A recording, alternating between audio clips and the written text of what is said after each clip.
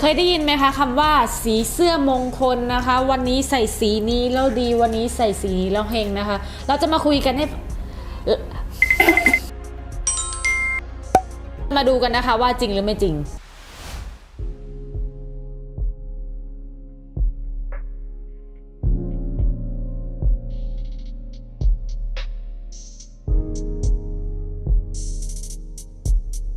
สวัสดีค่ะ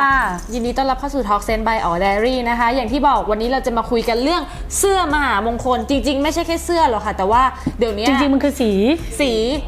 เอาจริงๆมันคือมันอยู่ในอินเทอร์เน็ตอะคือบางทีการเล่น Facebook อยู่ก็เจอตลอดแล้วก็เจอหลายๆสำนักด้วย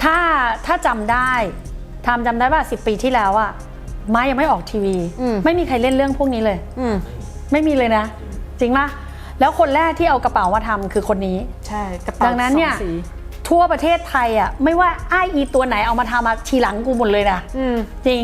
เพราะว่าจริงๆแล้วอ่ะต้องบอกว่ามีกี่คนที่รู้วิธีใช้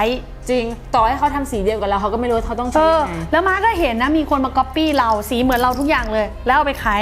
ในรายการทีวีดังๆด้วยนะเราเดินไปเจอด้วยจำได้ป่ะที่เราไปที่พรมนาเราก็บอกว่าใช้ยังไงเขาก็บอกว่าอ๋อใช้วันเกิดตามวันเกิดใช่ซึ่งเขาคำนวณผิดทำก็ผิดคือเอาสีไปถูกแต่ใช้ผิดค่าก็ไม่ได้อยู่ดีเวลาเราขายอ่ะเราการันตีว่าต้องได้ผลเราจะสังเกตว่าไม่มีใครกลับมาด่าเราทุกคนแฮปปี้กับการใช้ของเรามากต่อด้วยถูกแล้วอย่างเนี้ยเวลาเราให้ไหว้อะไรก็แล้วแต่ทุกคนไหว้ปุ๊บก็ได้อย่างเนี้ยเขาเอาไปใช้ขายของดีเลยเสื้อผ้าก็เหมือนกันสังเกตปะตอนงาน12เราก็มีสีเสื้อให้อยากจะบอกนะคะในความเป็นจริงมันคือการใช้สีจริงๆมันไม่ใช่แค่สีเสื้อที่มหามงคลแต่มันคือทั้งร่างกายเลยใช่ไหมคะแล้วที่สำคัญอ่ะสิ่งหนึ่งที่มนุษย์ไม่รู้อ่ะเสื้อต้องเปลี่ยนทุกวันจริงสมมุติว่าถ้าพี่อ๋อจะซื้อสีเสื้อสมมุติซื้อเสื้อเหมือนกระเป๋าตังค์อ่ะกระเป๋าตังค์เราต้องมี8ใบใช่เสื้อก็เหมือนกันเสื้อต้องมี7ตัวใช่ในความเป็นจริงอ่ะมนุษย์อ่ะต้องมีสีเสื้อเหมือนกับกระเป๋าตังค์คือต้องเปลี่ยนทุกวันคือแล้วก็ต้องเปลี่ยนมีสีให้ครบใช่เพราะอะไรใน1วันเราต้องรู้ว่าวันนี้เราจะไปทำอะไรเราอยากไปเที่ยวกับแฟนเราอยากจะไปประมูลงานเราอยากจะไปคือสีแต่ละอันมันใช้ต่างวาระหมดเลยแต่คนส่วนมากก็จะยิ่งถ้าเป็นคนวันอังคารเขาก็จะมีเสื้อผ้าเซฟโซนนะขาวครีมเหลืองดำมีอยู่แค่นี้ส่วนมากจริงบอกได้เลยคือคนวันอังคารอ่ะเปิดเข้าไปในตู้เสื้อผ้าจะเห็นเลยว่ามันเหมือนมันไม่ค่อยแฟนซีไม่ค่อยมีสีประหลาดหลุดออกมาแล้วแบบก็แบบเดิมด้วยนะมันไม่เปลี่ยนแบบด้วยนะก็ไม่เข้าใจว่าทำไมแต่มันไม่เปลี่ยนแบบไงจริงนะคะทีนี้ต้องบอกว่าเวลาเราจะซื้อเสื้อผ้านะคะเราต้องดูสีแล้วต้องแมทด้วยนะ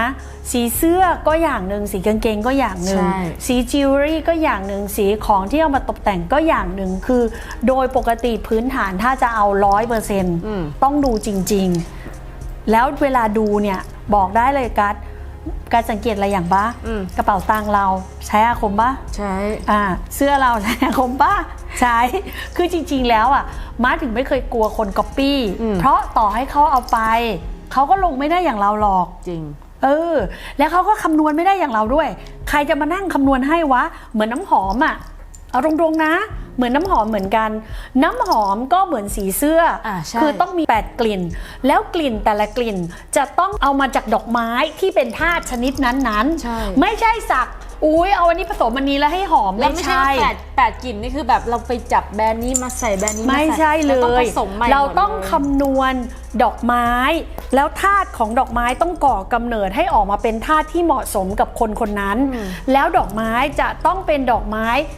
แท้ไม่ใช่เป็นเคมีสังเคราะห์เพราะถ้าเมื่อไหร่ก็ตามที่คุณเหมือนอัญมณีถ้าคุณใช้ของปลอมคือเป็นพลาสติกมันไม่มีพลัง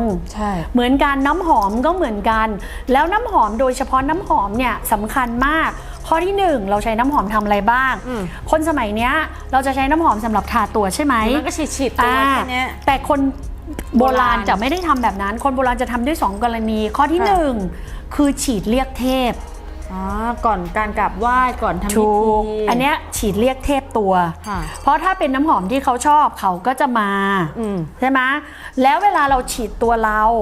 ไม่ได้สักแต่ฉีดเพื่อให้หอม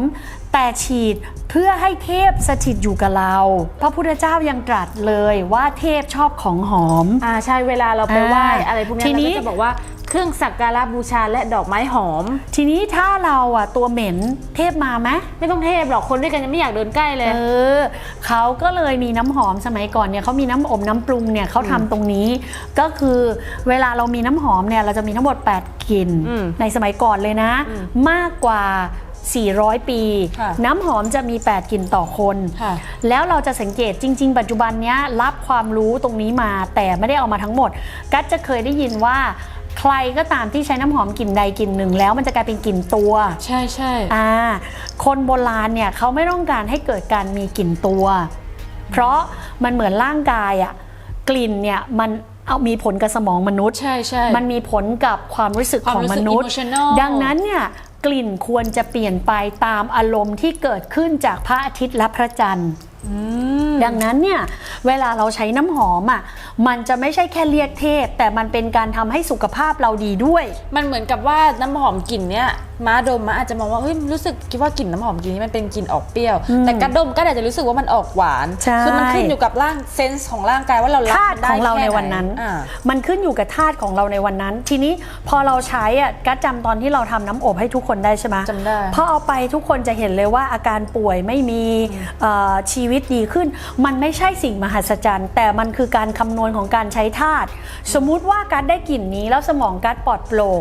กัจจะทำงานก็จะทำได้ดีขึ้นเอาจริงๆคือไม่ต้องมองว่ามันเป็นแบบไสยศาสตร์อะไรเงี้ยสมมุติว่าคุณมันคือวิทยาศาสตร์มาพูดเลยมีเครื่องหอมเหมือนกับไอเนี่ยอโรมาที่เราตั้งไว้ตามบ้านหรือเวลาเราไปร้านนวดเราพอเข้าไปแล้วเราผ่อนคลายหอมทุกอย่างมันก็จะแบบเราก็จะทำงานได้ง่ายแล้วที่สำคัญพอคนเขามาอยู่ใกล้เราพอมันผสมกับธาตุเรามันจะระเหยออกมาเป็นกลิ่นชนิดหนึ่งถ้ากลิ่นอันนี้ที่ระเหยออกมามันดีกับตัวเราเวลาใครเข้าหาจากที่เขาหงุดหงิดเขาจะอารมณ์ดีใส่เราเพราะว่าแต่ถ้าเกิดกลิ่นนั้นมันไม่ถูกสเปคมันไม่ถูกกับธาตุของเราไอ้กลิ่นที่ออกมากระจายมันก็จะทำให้คนมีความรู้สึกว่ากวนตีนน้ำมือนิสัยอะไรอย่างเงี้ยไม่บอกว่าไม่มีใครอยากอยู่ใกล้ใช่มาถึงบอกว่ากลิ่นคือสิ่งสำคัญเสื้อผ้าคือสิ่งสำคัญแต่ปัญหาคือมนุษย์หลงลืมแล้วก็ไม่คิดจะใช้แล้วเราลืมนึกเราไม่ได้ทำน้ำหอมให้ตัวเองเราทำน้ำหอมเพื่อผู้อื่นได้กลิ่นจริงเพราะว่าจริงๆเราตัวเหม็นเราไม่ได้กลิ่นหรอกนะแต่ถ้าคุณมีคนมาพูดว่าเนี่ยกลิ่นตัวเหม็นแล้วก็จะไม่ได้นะฉันต้องเอาน้ำหอมมาใช้อะไรอย่างเงี้ยคือเราไม่ได้ทำน้ำหอมเพื่อตัวเราเองเราทำน้ำหอมเพราะเราอยากให้คนที่เดินเข้ามาแล้วรักเราดังนั้นถ้าเราใช้น้ำหอมแบบมั่วซั่วอีลุยฉุยแฉกถามนะสมมุติว่าวันนี้เราปล่อยกลิ่นตัวเราเลยแต่วันนี้ธาตุเราไม่ดีธาตุเราบอกทุกคนว่าอย่าเข้ามาหากูอย่าเข้ามาหากูมึงจะขายของได้ปะก็ยากนะแต่ถ้ามึงมีกลิ่นที่แบบมาหาฉันเถอะจ้ามาเถอะจ้าไม่น่าคุยด้วยมันก็เหมือนกับเราเจอคนสวยๆแล้วเลยโอ้ยเอ็นดูจังเลยน่าคุยด้วยมาบอกได้เลยมันก็เหมือนฟีโรโมนที่ใครๆเขาพูดกันนะใช่ปัญหามันก็คือมึงรู้วิธีเอามาใช้ไหมล่ะปัญหาปัจจุบันก็คือมันไม่มีน้ำหอมแบบนั้นอยู่บนโลกแล้วไงแล้วกูก็ขี้เกียจเกินกว่าจะทำส่วนมากเวลาเขาใช้กันเขาก็ใช้แบบอะไรนะกินสังเคราะห์อะไรอย่างเงี้ยนี่นะถ้าวิดีโอนี้ออกแล้วถ้าเขาจะซื้อกันแล้วจะทำไงวะเดี๋ยวต้องรอเราสังเคราะห์ให้ได้ก่อน ต้องไปสกัดให้ได้เพราะอย่างที่มาบอกมันต้องใช้ของธรรมชาติไงใช่ที่สำคัญมันมีช่วงเวลานะคะน้ำหอมเนี่ยไม่ได้ทำได้ทั้งปียกตัวอย่างเช่นน้ำหอมช่วงที่ดีที่สุดของประเทศนี้ต้องใช้สกัดในช่วงเดือนนี้มันยุ่งยากมากๆแล้วพี่อ๋อบอกได้เลยว่ามันไม่ง่ายเลยจริงๆโอเคก็ฝากติดตามไว้นะคะสำหรับ Talk Sense EP นี้นะคะก็เป็นสายมูของจริงเลยค่ะไม่ว่าจะเป็นมูเสื้อผ้ามูอัญมณีเครื่องหอมนะคะต่างๆใครหรือว่ากระเป๋าด้วยนะคะใครที่อยากรู้นะคะว่ามันใช้งานยังไงหรือว่ามันสามารถไปต่อยอดยังไงก็สามารถเข้าไปดูที่เพจเราได้จริงๆแล้วทุกคนก็รู้ว่าเรามีเพจให้ทุกคนติดตามชื่ออ๋อ Diary นะคะอยู่ใน Facebook เข้าไปได้เลยไม่จริงๆเราไม่ได้มีแค่นี้ที่เป็นสายมูนะทานเราก็เป็นสายมูเพราะคนบอกว่าใช้แล้วแบบอะไรนะนี่ไงเขาขายของดีเลยเขาบอกว่าพี่รู้สึกว่าพี่ใช้แล้วหน้าพี่ผ่องลูกค้าคือชอบลูกค้าชอบลูกค้ารักเราไม่พูดเยอะให้เขาไปอ่านรีวิวกันเองไปอ่านรีวิวใช่โอเคค่ะ